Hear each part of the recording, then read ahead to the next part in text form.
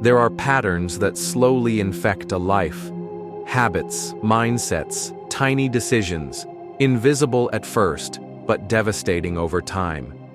You don't even notice when they begin. They feel normal, harmless, familiar. But over weeks, months, years, they shape who you are.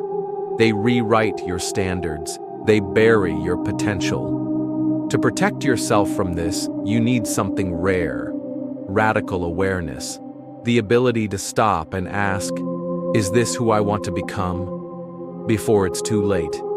This video isn't about hype or motivation. It's a clear, direct breakdown. Stoic philosophy and modern psychology come together to help you see what's quietly destroying your life and how to fight it. Not to inspire, to awaken. Because if you don't recognize these habits now, they will define everything that follows. Habit 1. Waiting to start, and waiting for the right moment. You tell yourself you'll begin soon, maybe later today, maybe tomorrow, after you rest, after you read a bit more, after you feel ready. But time keeps moving, and you stay in the same place. You build up the task in your head until it becomes too heavy to lift.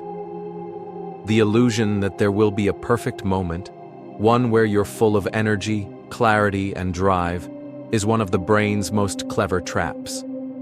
That moment never comes, and the longer you wait for it, the more power you lose. Stoicism teaches us the right moment is always now. Marcus Aurelius said, "You could leave life right now. Let that determine what you do, say, and think." Seneca wrote, "While we postpone, life speeds by." And that's the essence of carpe diem. Not to chase pleasure, but to seize the responsibility of living today as if it matters. Procrastination is not a harmless delay. It's a daily act of self-betrayal.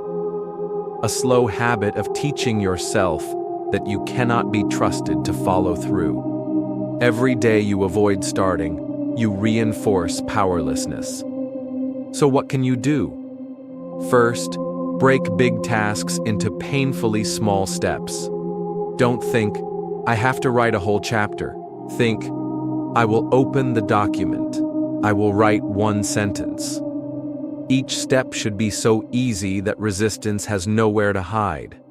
Second, act before you feel ready. Don't wait to feel like it. Ask yourself, if I were already the person I want to become, what would I do right now? And then just do that one thing, without debate, without delay. Habit 2. Living through the eyes of others.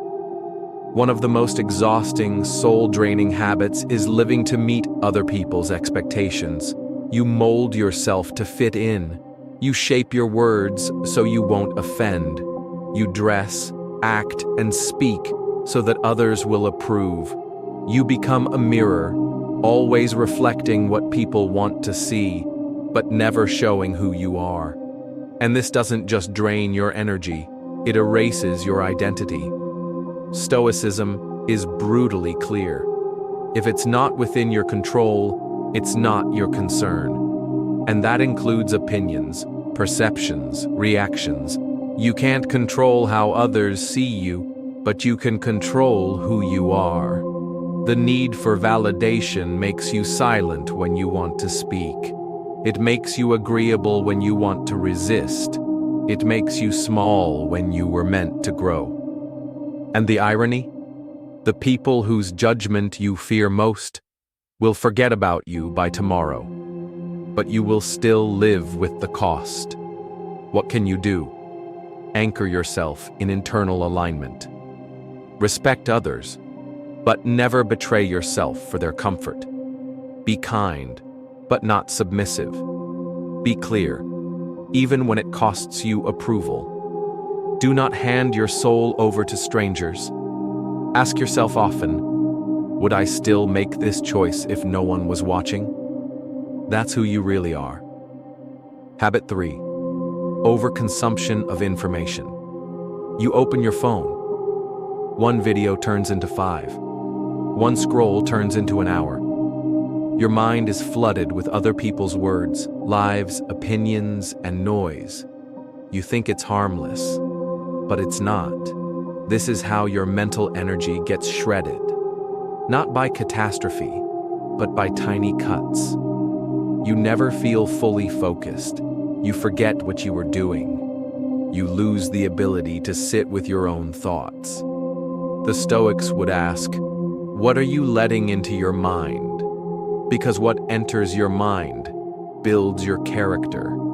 Every scroll, every click, every distraction shapes who you're becoming. Constant stimulation kills reflection. It kills original thought. You don't grow in noise, you grow in stillness.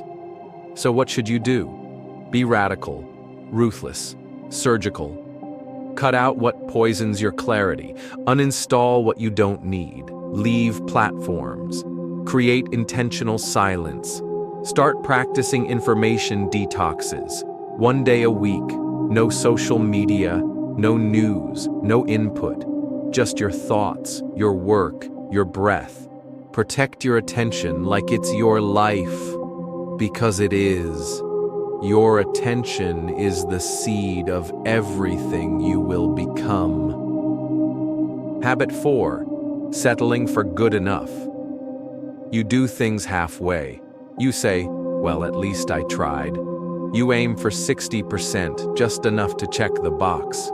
You tell yourself it's okay, but deep down, you feel the emptiness of underliving your potential. Stoicism demands excellence, not perfection, but integrity.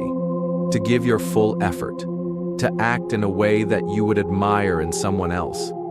Laziness doesn't just steal your time, it steals your dreams, the goal you want, the person you imagine.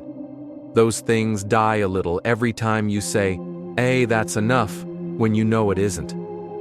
Life gives you a hard choice. Suffer the pain of discipline or suffer the regret of wasted potential. The first is heavy, the second is unbearable. So what can you do? Set your own standard and don't let yourself slip beneath it. If you say you're going to do something, finish it, and finish it with presence. Earn your own respect. The person you're becoming is not built in bursts of motivation. They're built in the small, invisible moments when you choose to finish strong instead of cutting corners. Everything you've just heard, these aren't theories. They're a mirror. You saw things in yourself that are hard to admit. Habits you hide behind, thoughts you've ignored, truths that sting. But that's where real strength begins, when you finally stop looking away. Stoicism teaches, a good life isn't easy. It's one where you master yourself. You won't change overnight, but every day you get to choose decay or growth. And even understanding all of this, that alone is already a powerful beginning. The person you want to be is already inside you, but they won't emerge by accident. You have to build them in struggle, in silence, in repetition. Do what must be done. Let what happens, happen.